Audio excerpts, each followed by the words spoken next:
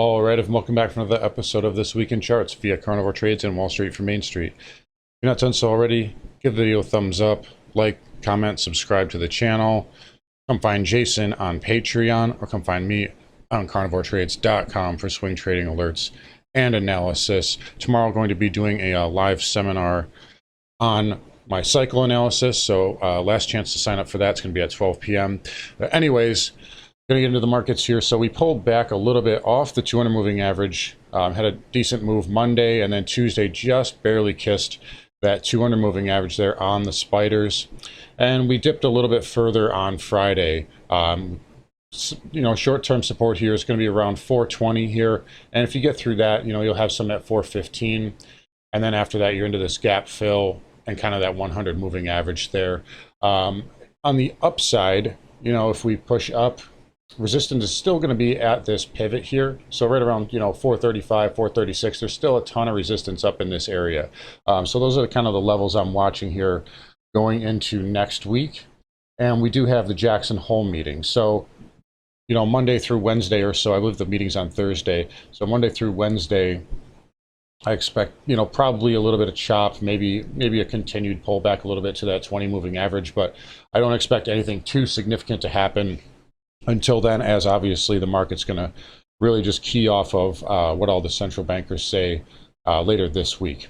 Many have come out and kind of said that as far as the markets are concerned as a whole, that the lows are in, and basically we're just going to move to all-time highs. The Fed's going to just print us back to the moon. I am still not in that camp, as I just don't see the market really behaving in a risk-on manner. And what I mean by that is a lot of this move here, off of the lows, is kind of Apple, really. If you take a look here, Apple's just gone straight up. And by the way, Apple has not built any support on the way up. And what I mean by that is we haven't done any consolidating, you haven't done any flagging. We have this major gap right here. We have a major gap right here that I think is going to get filled.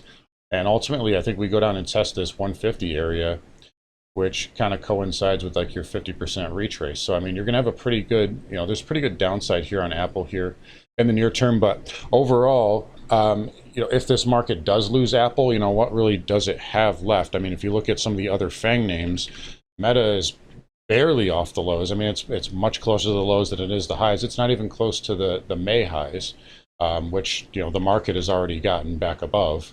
You look at other stocks like Tesla. Tesla's had a decent move off the lows, but nothing crazy. Amazon's been okay, but then you look at Google.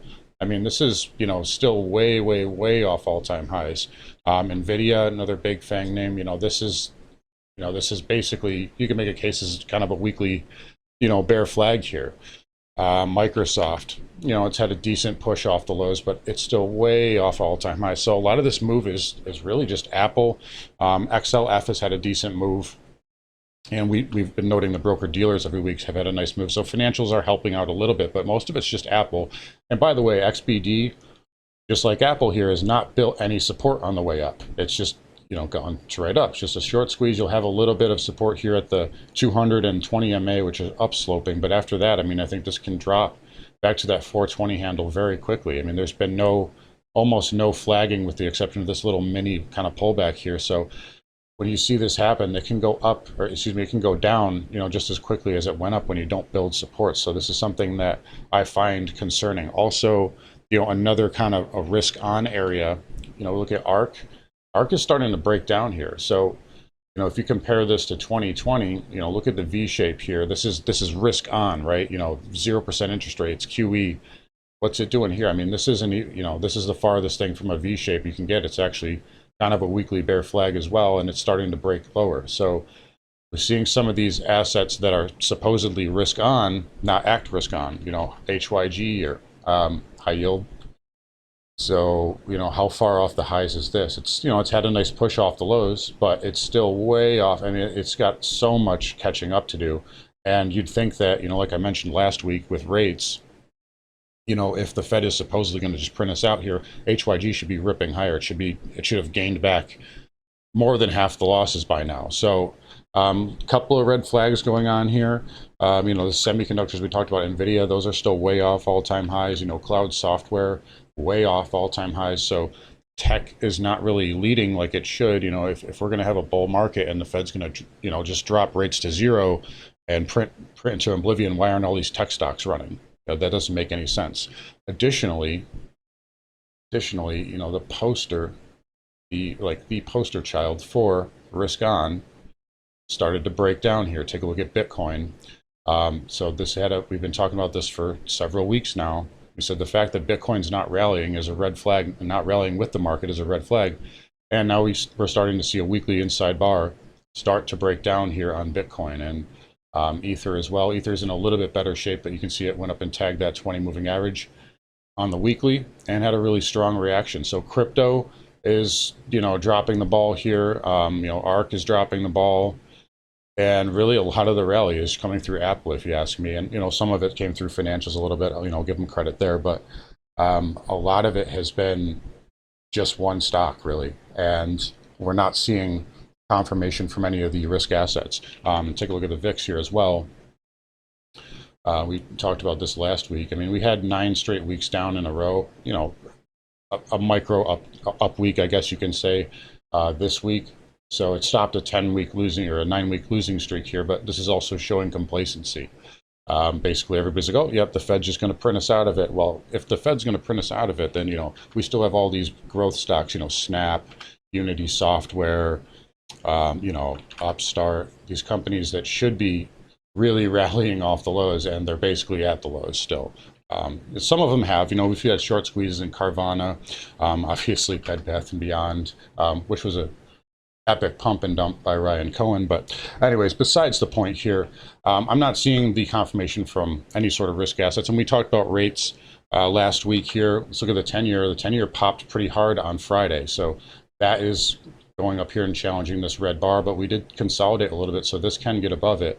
Now, the yield curve did on 2s and 10s, and I believe the 3-month and 10-year did tighten up a little bit, but we still have something like a 28 base point spread of inversion, so it's still way inverted, but yields in general ran really hard on Friday. Take a look here at the 30-year. This got above that red bar, so the 30-year is putting pressure here on the market, and that's going to put pressure on the Fed too.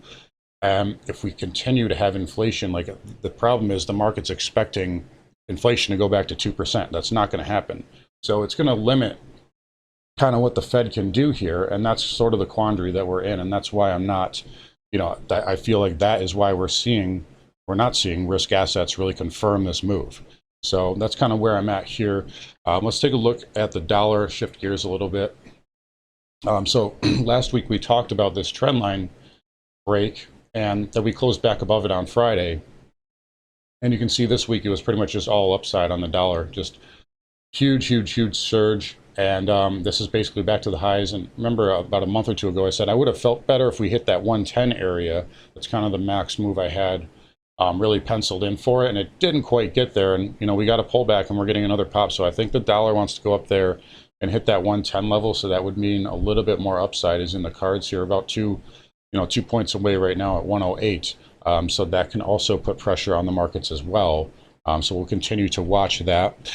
Gold here, I still think, I know even with the strong dollar, gold's actually holding up okay. I know it had a nice pullback this week. They usually punish gold into OPEX. Everybody knows that. It's nothing new here, but I still think it has a good chance to come back into that 1750 area and kind of, this is that trend line I've been showing you guys for a little bit here, but basically just back test that trend line. And I think gold can put in a higher low and get a nice bid up here off the lows. But yeah, I know the dollar is pushing higher, and that would seem to say, well, then gold should be going lower.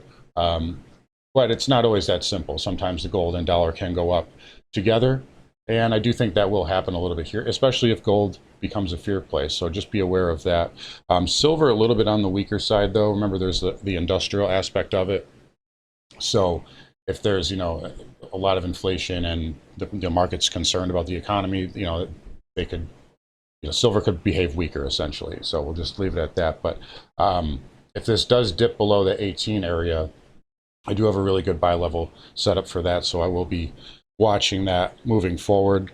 GDX here did get a hit on Friday. I think a lot of this was just options X related, so I'm not too worried about that. SIL though, this one got hit a little bit harder, as did SILJ. I think these these silver miners are starting to look really attractive down here. I think if we, if we do get a little bit of a dip here in silver, I'll probably be picking some of these up, some of these silver miners, and even some of the base metals. If we can look at BHP, I did some fibs here over the weekend, and let's take a look. So, we basically hit that 618 there on BHP, and we got a nice reaction off of this. If this can start to flag up, this can be a good long candidate. Even Freeport Mac, I would have felt better if it got to that 618 there, but got a nice bid off the lows. Even Vale here, that one is potentially putting in a higher low. You do have a little bit of a kind of bearish inside bar here, but if these things start to dip a little bit more, they're starting to look really attractive here in this area. So I mean, some of these miners they're so cheap relative to pretty much the rest of the market, but nice, just interesting chart levels here that we're coming into on some of these names. And as far as spot copper is concerned here, I really, I know I told you guys a while ago, I was looking for kind of a move to 3 or a move just below 3, but we did hit that 618. Maybe I was waiting a little bit too long for it, but basically what happened here is you got into, I'll just show you here on the, roll it back here. So this is kind of the area you couldn't break out above. And then we pushed through it. We put in this little kind of micro consolidation here, and then we broke out, and now we're back testing it. So we back tested it and hit that 618. So that's a good area of support. If copper does start to flag here, which I think it's trying to do on the daily, it needs a little bit more. This could have potentially put in a long-term low. I wouldn't go as I wouldn't rule that out. I was personally looking for just a pierce of $3. That's kind of what I wanted, but sometimes when the trend is up and it's very strong and you're in a bull market, they don't always go as low as you think they will. And in a bear market, sometimes they'll overshoot. So interesting little action there on the base metals though, and in silver. As far as platinum, again, that took a little bit of a dip here this week. Maybe a little bit OPEX related, maybe not. I still like platinum here. I still think that put in a major low at 820.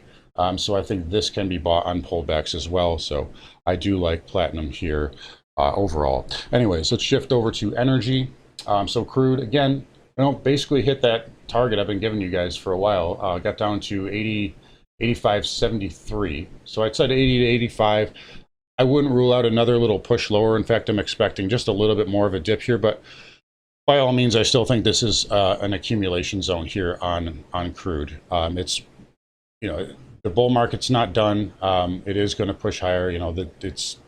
The fundamentals to me are pretty much kind of a slam dunk at this point. It's just kind of lining it up with the technicals, and that's why I was saying for a long time here, don't chase it up here. Don't buy at 120. You'll get a chance to get in it, and we're getting into that area now. So patience will reward you in this game. But either way, I still think this is a good zone to accumulate. Let's take a look at XLE here, though.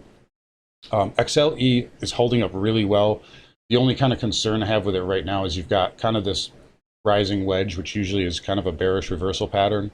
The good thing that you have going for it, though, is you're in a strong weekly uptrend. And, those daily chart patterns are minor compared to, the weekly trend. So a lot of the time you'll see a failure of that when you have a strong uptrend. So I guess that's just kind of a micro sort of red flag there. If the market does start to, sell off pretty hard, these things can come down, so just be aware of that as well. So that would be kind of your other negative. But overall, I think they will outperform in the future regardless. And then, XOP, obviously, same kind of thing here.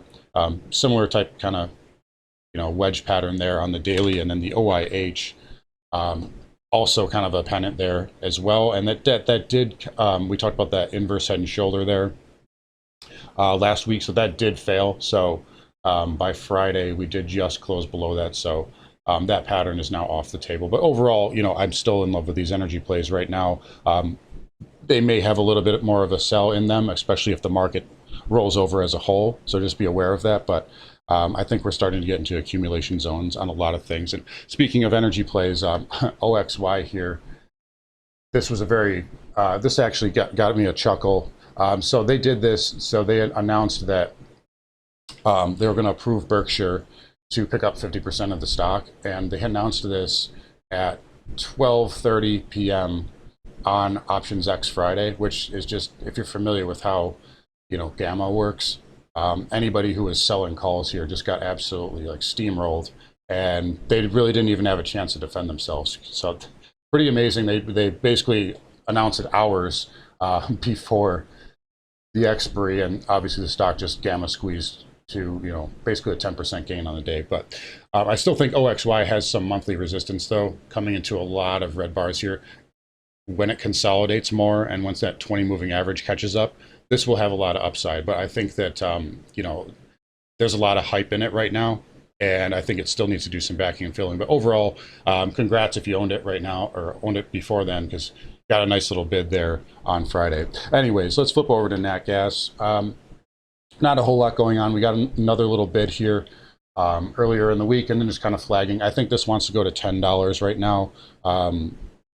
Don't know really what it does from there, but I really don't have a trade on it right now. It's too overbought for me to long it, but it's, you know, way too powerful to short at the current time. But Nat Gas holding up really well here.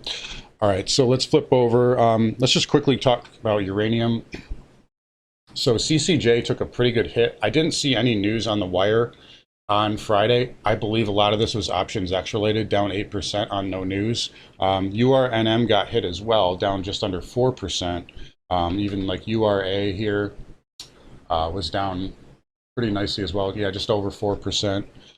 Sprott, you know, down 4.25. So no news there. So a lot of the time that is OpEx related. And when you consider the fact that, you know, the spiders were down, you know, basically, you know, 1.34%, you know, the whole market got hit pretty good, but this is a pretty good sell-off.